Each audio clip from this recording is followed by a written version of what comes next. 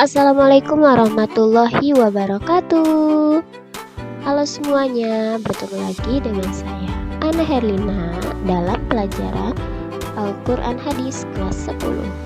Kali ini kita akan belajar tentang sejarah perkembangan hadis periode kelima sampai periode ke-7.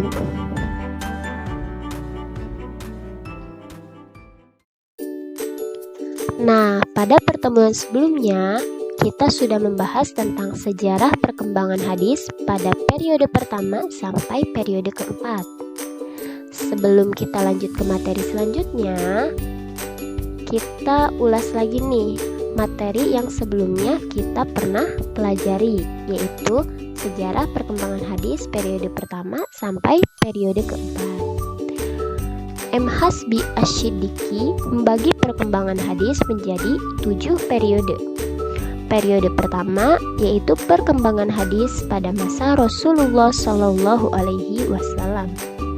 Periode ini disebut sebagai masa turunnya wahyu dan pembentukan masyarakat Islam. Selanjutnya periode kedua yaitu perkembangan hadis pada masa Khulafaur Rasyidin pada tahun 11 Hijriah sampai 40 Hijriah.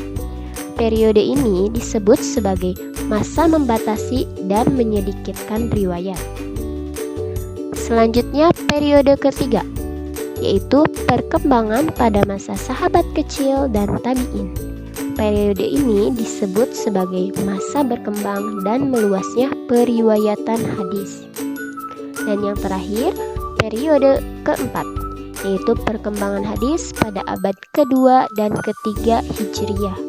Periode ini disebut sebagai masa penulisan dan pembukuan hadis.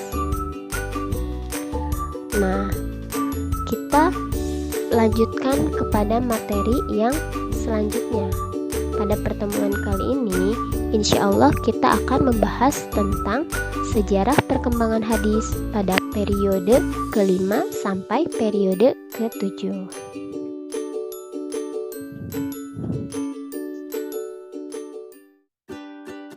Yang pertama ada periode kelima, yaitu masa penyusunan kaidah-kaidah hadis.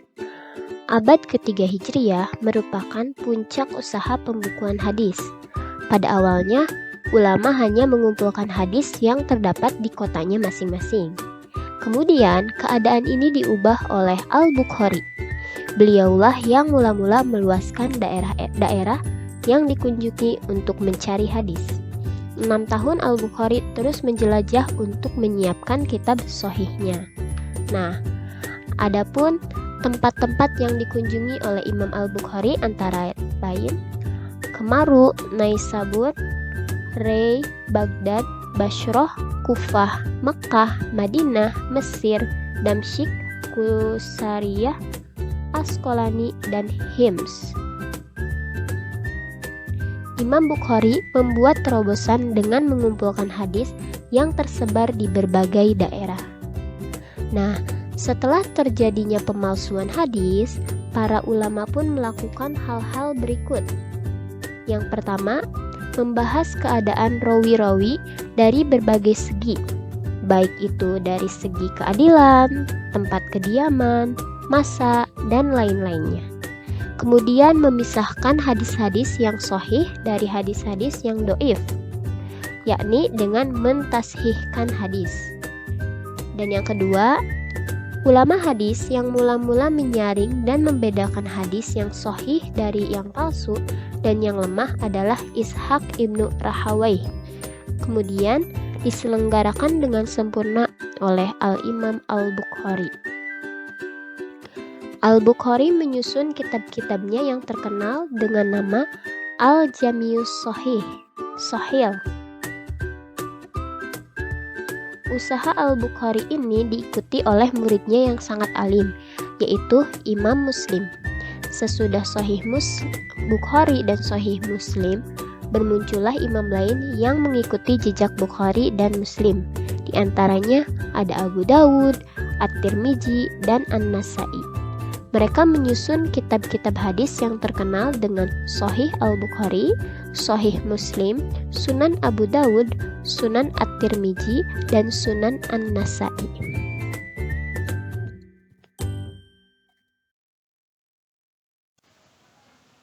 Selanjutnya periode ke-6, yaitu dari abad ke-4 hingga tahun 656 Hijriah.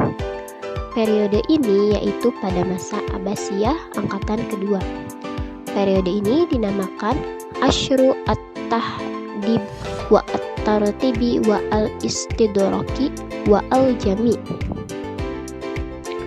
Ulama-ulama hadis yang muncul pada abad kedua dan ketiga digelari sebagai mutaqaddimin, yaitu yang mengumpulkan hadis dengan semata-mata berpegangan pada usaha sendiri dan pemeriksaan sendiri. Adapun para ulama abad keempat dan seterusnya digelari sebagai mutaakhirin. Kebanyakan hadis yang mereka kumpulkan adalah petikan atau nukilan dari kitab-kitab mutaqaddimin.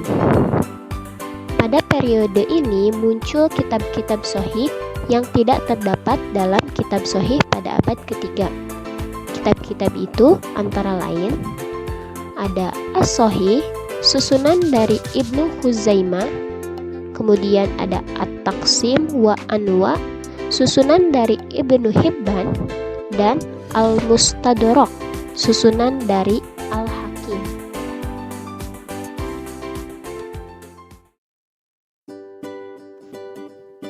Yang terakhir yaitu periode ke-7 pada tahun 656 Hijriah sampai sekarang.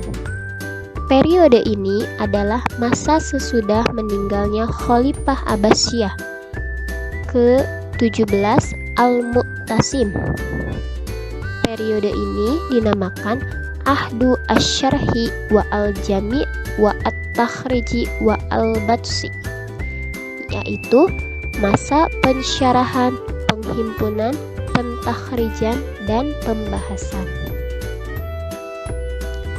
Adapun usaha-usaha yang dilakukan oleh ulama dalam masa ini antara lain menerbitkan isi kitab-kitab hadis, menyaringnya dan menyusun 6 kitab tahrij serta membuat kitab-kitab jami' yang umum.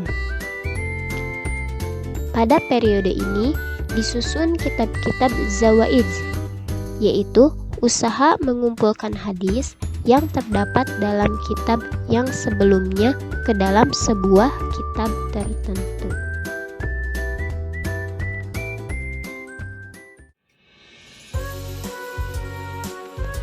Nah, adapun kesimpulan pada bab ini yaitu M. Hasbi As-Siddiqi membagi perkembangan hadis menjadi 7 periode. Periode pertama yaitu perkembangan hadis pada masa Rasulullah Shallallahu Alaihi Wasallam, yaitu masa turunnya wahyu dan pembentukan masyarakat Islam. Periode kedua yaitu perkembangan hadis pada masa Khulafaur Rasyidin, yaitu masa membatasi dan menyedikitkan riwayat.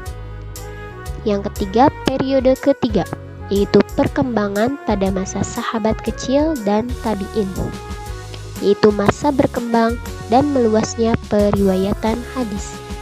Periode keempat, yaitu perkembangan hadis pada abad kedua dan ketiga Hijriyah, yaitu masa penulisan dan pembukuan. Selanjutnya, periode kelima, yaitu masa penyusunan kaidah-kaidah hadis.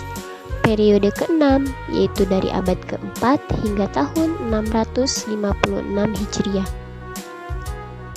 Dan yang terakhir, periode ke-7 yaitu 656 Hijriah sampai sekarang, yaitu masa pensyarahan, penghimpunan, pentakhrijan, dan pembahasan.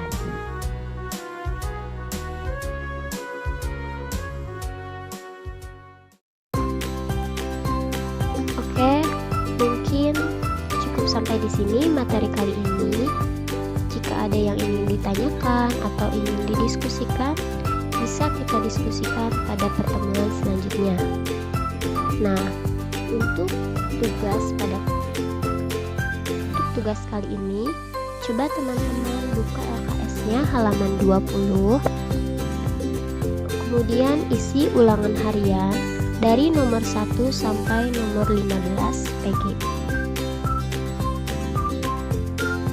Baik, terima kasih atas perhatiannya.